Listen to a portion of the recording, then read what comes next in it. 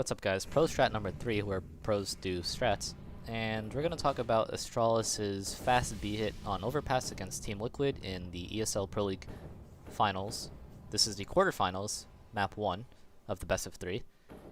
This strategy is going to have 3 people come up short B and wrap onto the bridge to clear out pit, while 2 other players are coming out late towards monster to help also clear out pit, but more so towards the pit ramp area to catch anyone that's trying to hide and play behind the smoke that's going to be blocking vision from pit ramp towards short.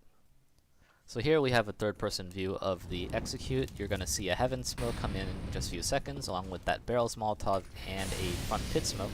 There's also a wall in front of graffiti to allow the teams to push bridge. Now in this round, Magisk makes a mistake and pushes bridge to clear pit while having the bomb, which leads to a weird 3v2 bomb down situation, but Astralis managed to win the round anyway. Device is going to throw the right side of the graffiti wall, and he's also going to just entry up short with his remaining utility. He's going to throw a Molotov and flash deeper into the pit area to clear it out, but he gets stuck behind a smoke and decides to not push through it.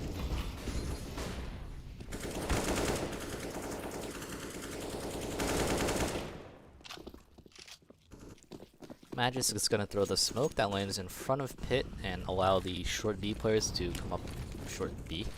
And he's going to also just come up short B, try to help entry, but gets the bomb stuck onto the graffiti area, not realizing that he had it probably.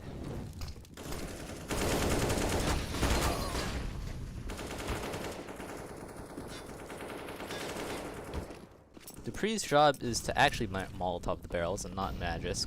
He's going to smoke the Molotov that Team Liquid threw to counter any short pipe aggression, and he's going to be the first one onto the bomb site and ends up wrapping around the monster pillar to help clear anyone that's pit ramp.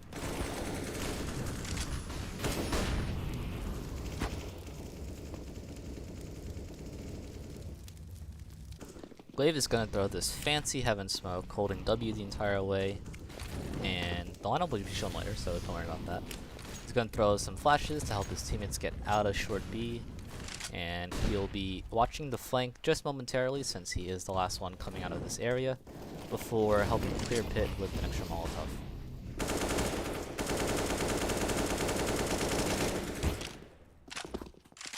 Finally, we have Zipnix, who is going to be throwing the left side of the graffiti wall. He's going to be jump throwing it from this wooden pallet along with a Molotov into short B to prevent any pushes from the CTs. Looking at this execute, I think the purpose of Device's smoke was to actually land somewhere around here to complement, I believe it was Zipnix, who threw that smoke over there.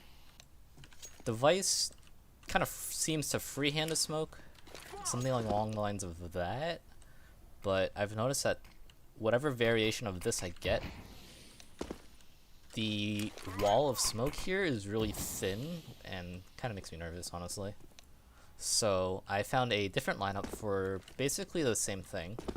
You want to get the white dot that's next to the sewer pipe drainage cover manhole, that's what it's called, and you want to aim at the tip of this K here and up until you see this little like white strip of cloud, and then jump throw. This is 128 tick, body doo doo da. So this smoke seems to complement the other smoke that was thrown a lot better and doesn't leave a really thin gap between the smokes, which kind of makes you a little more confident that the smokes are doing what they're trying to do. Magisk throws a pit smoke that will deny vision, well, from the pit ramp as the 3 Ts come up short, and to throw that, you're going to get yourself in this corner here, not behind the barrel, but in this little wedge right here, and you're going to find this decal to the right of the candy cane, and aim a bit to the left, like that, and just simply left click throw. This is going to land right there, just like in the video, and this creates a full wall from anyone pit ramp, meaning they're forced to fight monster, but don't forget that there's a molly here, so now this is a very awkward fight and you can't even hold the angle necessarily depending on how this molly gets thrown. Dupree throws a Molotov towards the barrel's position, and this Molotov is something you kind of have to really practice to get the feel for.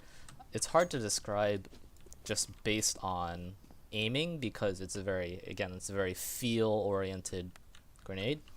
But as you come down the stairs, you want to aim to the right of this little rectangle here, and kind of like inside this upper part. But you also want to be aiming at that as you come down the stairs, so you kind of don't have to like stop and line it up. And then you want to start walking, and when you hit kind of like close to this slant here near the short pipe, you want to let go and throw. Like I said, it's a very feel-oriented Molotov, so it does take a bit of practice. It's always on camera that I don't get it. There we go. Magisk throws this pretty quick. He barely even stops to walk, but, you know. Well, he got it. I didn't. Zipnix is throwing the other smoke towards Graffiti. He gets in the middle of this wooden pallet right here. Aims where this line here meets the metal hut thingamadoodad and jumps throw. Very simple. He also throws a Molotov from the same position towards short B. Same position. You just want to aim where this shadow meets this larger rectangular concrete and jump throw. And that's gonna Molotov short. I thought this was a little awkward when they did this in their hit, since it ended up having the T's kind of either wait for it or, in Magisk's case, run through it to start clearing the site. But, you know, I'm sure that's what they wanted, so I don't question Astralis. Glaive throws his Heaven Smoke very interestingly. He gets into this corner here, right by the dumpster, trash bags over there. He aims looking at this right wooden board, and inside the middle of this bottom strip here. He's gonna hold W the entire way, sliding off of that corner, bouncing off of this wall right here, and he's gonna keep running forward, and he's gonna jump throw when this line right here like touches the edge of his screen. And I'm assuming he plays 16 by 9. I don't actually know, but from me trying to do this 100 times, this is how it works, I guess. The only other variation of the Heaven Smoke that I've seen from this area of, not really T-spawn, but outside monster, you want to make this wall flat right here, and if you look closely, there's a dark speck on the wall right here. Aim at the middle of that, but up until you're at this part right here where this line is. And you want to run forward and jump throw when you hit this line right here, which is the bottom of the fencing. Is it a fence? Not. We'll call it a fence. You want to jump throw when you hit the bottom of this fencing right there, and that'll be, well, that's not what I wanted, but it's close enough. Let's try that again. Let's lean a little bit more to the right. That was the problem. Yeah. This is what it should look like as this one fades. Yep.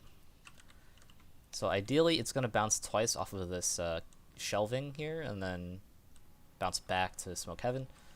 That's the idea. Again, it's not much easier than the one that Zipnix throws, or Glaive. I think it was Glaive, right? This strategy is definitely a role-based strategy, meaning Glaive, his job, regardless of what the spawns are, he is throwing this Heaven Smoke, right? Doesn't matter about anything else, he's throwing this, and then he's doing whatever else he needs to do. Magisk, for example, he's always throwing this smoke in this strategy. I think he threw the barrels Molotov too. And he's always doing this no matter what, regardless.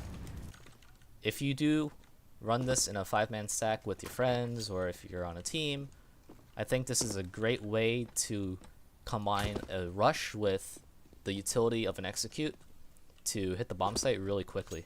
And if you're a slower team or like more slow methodical playstyles like I do, this is a great way to mix it up and to kind of throw them off guard. Anyway, thanks for watching, and like the video if you liked the video.